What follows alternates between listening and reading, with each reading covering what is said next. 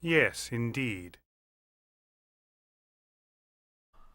Hello, peoples. It's right at the end of January. The market just closed, and I'm working on swing trading strategy. Specifically, I'm reviewing some stocks from early October.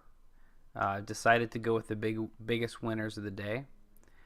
So these are between October 2nd and 16th. These are the biggest winners of the day. I've also filtered for only $20 plus stocks. And then this is how they performed about 3 months later. So overall, they averaged a profit of 4.8%. You can see it ranged from sort of minus 16 would be the biggest loser, and plus 35 and plus 28 would be the biggest winners. And this is reflecting the day after, like starting to keep track the day after they had their big wins. So what I'm doing is I'm looking at the charts for the 3 months after, and I'm looking at the lowest points of these charts to figure out where would be a decent place to put your stop loss so you can avoid some of these guys that went down as high as 28%, 34%, 29% down, and they finished down quite a few percentage points. And then also if there's a profit level where they would have risen up and you could have sold them before they went down. So I've just compiled these numbers here. I'm going to compile any high points next for each of these stocks, and then I'm going to evaluate sort of what the best strategy is going to be going in. Now keep in mind that the challenging part about this is if you look at the overall stock market between October and then November and December. November and December were both horrible months. I'm going to pull up the entire market to show you what I'm talking about. All right, let's see if I can do it here. So we're looking at, let me bring this chart over. Oh, here we go. Give me a minute. So this is sort of the TSX. We'll go 6 months. So you can see I started keeping track sort of in this early middle part of October, and the whole market went down. I'm gonna say, from 15 and a half down to 13.7, so about 2,000 points, which is a massive loss. So these numbers, even on the winning stocks, like even on these stocks that are up 35% over the last 3 months, they went down at least 7, 6, 5. Very few of them didn't go down. Actually, every single stock went down at one point at least 5%. So it is going to be challenging. I might have to be a little more liberal on the stop losses using this data, but I think it'll give me a good idea to indicate, okay, if the stock's finishing down, then it likely has had a much larger downswing at one point than the ones that didn't go down. So anyway, I'm going to continue on this and I will update you. All right, so I entered in essentially here. This is the profit, the highest profit level it hit before coming down. So essentially, if I purchase it back on October the 2nd, how high did this get before getting sort of the November and December push down, to see if I would have actually could have sold it at any point. So you can see out of these stocks, there was 5 of them that never moved up almost at all since that high of day. So all 5 of these would have been stopped out in some capacity. And what I'm trying to do here is figure out like a rule that would have made me profit. So for example, in this example, I said if the stock gets above 5% of where I entered, I would have put the stop loss at break even. And I would have put the stop loss at 10% overall, and I would have sold at 10% profit. So using those numbers, these are all sort of what would have happened, and then the final result is actually minus 7.45%, which isn't good considering all of the stocks are finished plus 4%. So that's not a good strategy. So I'm going to keep on plugging in some hypothetical strategies and see if I could find one that'll net me some profits. So my second strategy is to put my stop loss at 5%, sell at 10%. And you can see doing that, I'm stopped out of most of them and I actually lose another almost a full percent. So that one's no good. Something I wanted to mention before I continue is I just did some math on the actual market. And over the course of this period of time, so I took an average between October 2nd and 16th, and then I took an average of the 3 months later date, which I think was the 6th or the 7th of January. And keep in mind that the market itself had moved down 9.47% over the course of this period of time. So if we're losing 0.9% over a 3-month period where the whole market is down 9%, that's a massive win. And even the second example, we're losing 1.59%, massive win over the entire market. So even though these numbers aren't green, the relative profit compared to an index fund or the overall TSX is pretty massive. So it's challenging to work with numbers when you're working in a time frame when the whole market dropped 10%. But essentially what you're looking for is the smallest loss over the course of time comparatively to the market. So again, it looks terrible. It looks like, oh my goodness, we're going to be down 1%. We're going to be down 1.6%. But again, just to reiterate, this was a horrible time in the market where the average, both on the U.S. side as well, everything dropped in November and December. So these are profitable situations right now I'm looking at. All right, I just ran a third experiment here. I'm going to move myself over here. So the third one is 10% win, 10% stop loss, but no break even. So if it moves above 5, not to set a break even. And this one ended up minus 1.25%. So moving the stop loss up to break even after 5% so far seems to be the biggest winner between these three. I'm going to try again a 15% sell, a 10% stop loss, and a 5 break even as my fourth one. Okay, I just did another calculation, which is a 15% sell, 10% stop loss, and break even if it moves above 5%. And it's actually a winner marginally, even though the market was down 9.4%.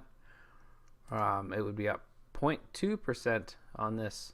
There was 1, 2, 3, 4 trades that would have sold at 15%. And then there was only one negative where this one here, I would be only at 3.39% still, as opposed to the sell at 10%, because there was a point where this was above 10%. So these two would have sold, I would have held, and still been up 3%. So that's interesting. The only difference between these now I got to look at is time frame. So maybe some of these would take longer to make an extra 5% than these would make at 10%. And if that's the case, it might make sense to go for a smaller win. But so far, this concept is looking the best so far. All right, gentlemen and ladies, this is where things get interesting. So I shifted from a simple 10% sell, 10% stop loss, and a 5% move to break even. And now I'm actually going to implement average true range. If you don't know what that is, it's just I used a 60-day average true range. So essentially the average amount of movement per day of the stock, up or down, it doesn't matter, over the last period of time. So in the first stock, for example, KL, the average true range on the day I observed the stock, which was October 2nd, was 92 cents. So over the last 60 days, KL moved an average of 92 cents per day. And again, it doesn't matter up or down. This is just the average range. So now what I'm doing is I'm taking 5 different variables for a stop loss. One is average true range. One is 2 times average true range. Sorry, this is the average 2 range stop loss. This is the 2 times average true range stop loss. The 3 times, the 4 times, and the 5 times. So essentially, it's just multiplying this number by 1, 2, 3, 4, 5, and removing it from the original number. So if the close was 25.82 in this example, this number would be 92 cents lower. This would be $1.84 lower, and all the way down. And now I'm going to run each of these variables through the actual chart to figure out if I was stopped out, like what percentage of the stocks using the average true range would I have been stopped out at, what percentage versus the 2 versus the 3, all the way through. And then from that, I should be able to figure out which of these had triggered the least but still protected me from the big losers. So that's what we're doing now, and this is going to take a long time and a lot of work, but I'm ready for it. All right, I've completed the average true range 1, 2, 3, 4, and 5 times, and I've definitely seen a pattern develop. It's quite exciting, and it sort of goes against many of the philosophies that I have been taught to this point, which is the idea of cutting your losses early. So this is the average true range in percentage for all of these stocks, and they range from 1.25 on the low end all the way up to like a 4.59, I think looks like the biggest. So this would be the average percentage of movement per day on these stocks. So as you can see, if I just use these percentages to say, okay, that will be my stop loss, what ends up happening is almost every time I'm getting stopped out. So 1, 2, 3 winners out of, what is this, 20 some odd stocks. And the average result is about minus 1.15%, which I mean is still beating the market because the market was down 9.5% over this time. So at that, with that system, you'd actually be doing okay. This is double the average true range. So you take the number, so 3.5%, and you double it, and that will become your stop loss. And with these numbers, it's even worse. This is actually the worst setup. So you're winning 1, 2, 3, 4, the same amount of times it looks like. However, your losses are much more significant. So you're getting stopped out and you're letting it move further. So this is terrible. The third is the 3x average true range. So 1, 2, 3, 4, 5, 6, 7 winners now. So instead of 4 winners, you're up to 7, but your losses are bigger. You're losing 11%, 10%, 8%, 10%, 12% when you're getting stopped out. So that's minus 2.16%. Now the 4x, here's where things get interesting. When you start increasing your stop loss down to 4 times the average true range, so in this instance, you'd be at 14% stop loss. At this instance, you'd be at like 8% stop loss. You're 1, 2, 3, 4, 5, 6, 7, 8, 9, 10, 11 wins. You're in the black at 0.14%. And your losses are big. So your losses now are chunky. We're looking at a 15.5% loss. You're looking at a 10.9% loss, a 13.8% loss, 13.8% loss. But overall, the amount of times we are not stopped out when the stock does dip 6, 5, 6, 8% and recovers is significant. And keep in mind, this is during the worst time of the stock market over the last couple of years that I've been paying attention to anyway. And now the 5x average true range. And this is where many of the professionals or whatever would argue against, which is setting arguably insanely low stop losses. When you multiply these numbers by 5, these ones here are like 25% stop losses, or at least 20% stop losses. So imagine buying a stock for $100 and putting a stop loss at 75. That's very aggressive. But the results, and this is again over a 3-month period, you have 1, 2, 3, 4, 5, 6, 7, 8, 9, 10, 11, 12, 13 winners. And then your losses are pretty big. You have a 13% loss, a 17% loss, a 17% loss. But overall, it's by far the most profitable system in this group. The other interesting thing about this is I have not even factored in the move the stop loss to break even if the stock goes up 5%, which is something I was considering. So I'm going to go through this once again. As you could imagine, this is a lot of math work. I'm just going to move this so you can make sure you see all these numbers here. And I'm going to exit out any of the losses and switch into break even if the stock moved up 5%. So essentially, anytime one of these stocks would move up 5%, I'd move the stop loss to break even. And then I will run these numbers again and see how much that changes things, if at all. So very optimistic about this concept of really letting the stocks ride on the low side. Yeah, it was certainly, as I started putting these numbers in, it certainly blew my mind, to say the least. So let's keep going. All right, I ran the numbers again with the new data. So essentially I would look for if the stock had moved up 5%, which would have triggered a moving the stop loss up to break even. And overall, it actually increased the numbers of every option by a fair bit. So keep track of this. 1.15, 2.79, 2.16, 0.14 plus, and 2.39 plus. And then the new numbers, 0.4, 1.4, 1.15, 0.56, and 3.93.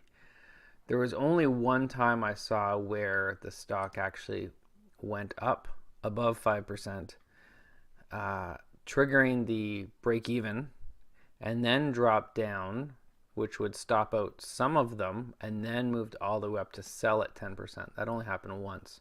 But there was 3 or 4 times where some of these zeros would have been bigger losses, especially on the right side. So I think it's a strategy I will keep. It's a little bit more work because you have to pay attention and look for that trigger point when the stock moves up to 5%. But this number, 3.93, compared to the market losing 9.5%, is magnificent. That's a monster number. And even if this data isn't perfect, and even if it's a smaller sample size, it's good enough for me to be quite excited about and understand the risk. Now, if you wanted to protect yourself a little bit, you might consider maximizing the average true range. So maybe you wouldn't look at stocks above, say, 4%. So this, and this here, because then you're looking at a pretty aggressive stop loss, like 20% plus stop loss if it's above 4%. So maybe you want to consider only less than 4% average true range. You wouldn't just wouldn't get involved in anything else. But I think I'm just going to go for it. I think I'm just going to figure out the 5 times average true range stop loss. I'm going to do the 5% move the stop loss to break even. And now that I figured sort of this section out, I can write the rules. And then I'm going to next figure out over the next few weeks the best time to enter it. Because these numbers are all based on literally buying the stock at the end of day right after it's made its big move. So these are all the big moves of these stocks. So I'm buying it after these moves. So it's not even like I'm buying it and then making the 7, 8, 9% up move. I'm buying it at the end of day after these moves have happened. So If I can enter a few days later when maybe there's a few percentage points given back after these moves up, if that's what ends up happening in the statistics, then I'm certainly going to do that. Yeah, so I'm pretty excited. So this will be it for this part. I guess I can write my rules and sort of show them. All right, something I decided to do, just to sort of analyze even deeper, is I'm going to do the exact same thing, but I'm going to look for a 15% profit and see how many of these actually got me that 15% profit, and if there's any issues with time frame, or less of them got triggered, or any potential problems, just to see if it might make more sense. It is a swing trade, so it can be months, but if it does make more sense. So that'll take me some work, but I will figure that out next. All right, so I ran the numbers for 15%, and it just overall bumped up the big number. So let me pull up, that's the old one. Let me pull up the other ones for comparison.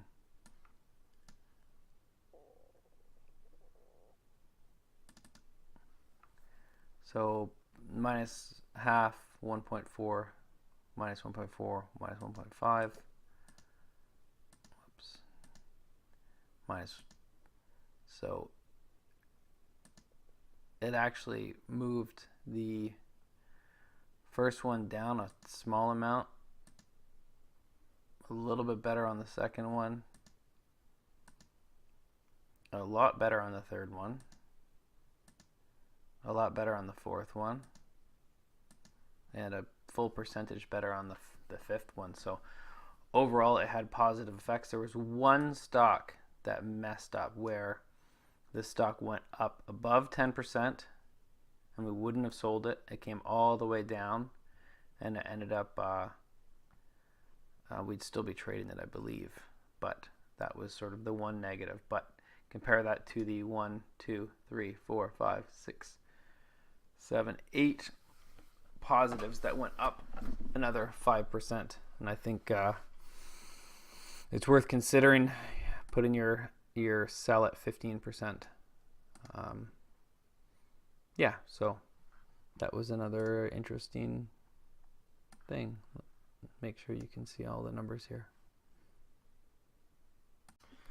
All right, I'll finish this video with what I have so far as the rules for my swing trading, and then what I still have to do. So I'm looking at only stocks that are over $20. I'm looking at tracking the biggest winners of the day. I'm looking at moving my stop loss to break even once the stock is up 5% from where I entered. I'm looking to set my initial stop loss at 5 times average true range, and I'm also considering avoiding stocks with an average true range above 4%. I'm going to be selling the stocks at 15% profit, and I'm going to reevaluate it after 3 months. So if I'm in a trade for longer than 3 months, I'll look at it and see, maybe sell it at even, move stop loss to break even, something like that. So that's what I have so far with my evaluations of my data. And now my remaining questions are, how much diversity?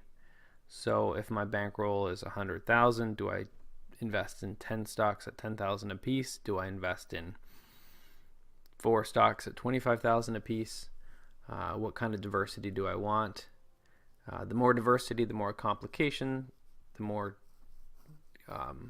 management required, but also the safer, I guess, the more diverse you are within the market.